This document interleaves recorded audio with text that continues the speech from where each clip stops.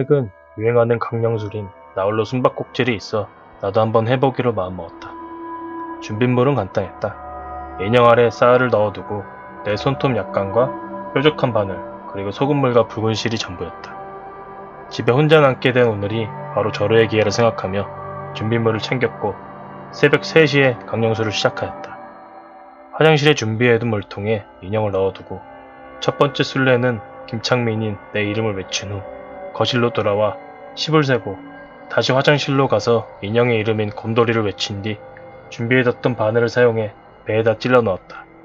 그러고 나서 두 번째 술래는 곰돌이라 외친 후 인형을 찔렀던 바늘을 옆에 두고 나와 소금물을 머금고 내 방으로 들어가 문을 잠근 뒤 침대 밑으로 들어가 숨죽인 채 어떤 일이 벌어지려나 내심 기대하며 주위를 살피고 있었다.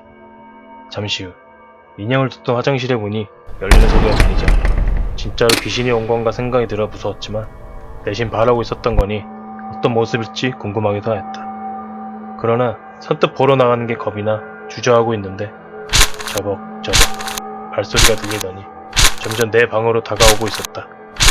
좀 전과 달리 덜컥 겁이 나 제발 들어오지 말라고 속으로 되뇌이는데 아니나 다를까 문이 열리는 소리와 함께 활짝 열렸다.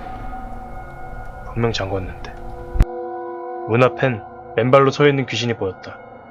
얼굴까진 보이지 않았지만 볼 용기가 나지 않아 귀신의 다리만 주시하는데 방 안을 천천히 돌려보며 뭔가를 속삭이는 것 같았다. 속삭이는 소리가 커져갈수록 무덤도 배가 되어 괜히 했다는 생각이 든 찰나 귀신이 방 밖으로 나왔고 한참이 지나서도 아무런 소리가 들리지 않자 가버렸나 생각하며 침대에서 기어나와 고개를 드는데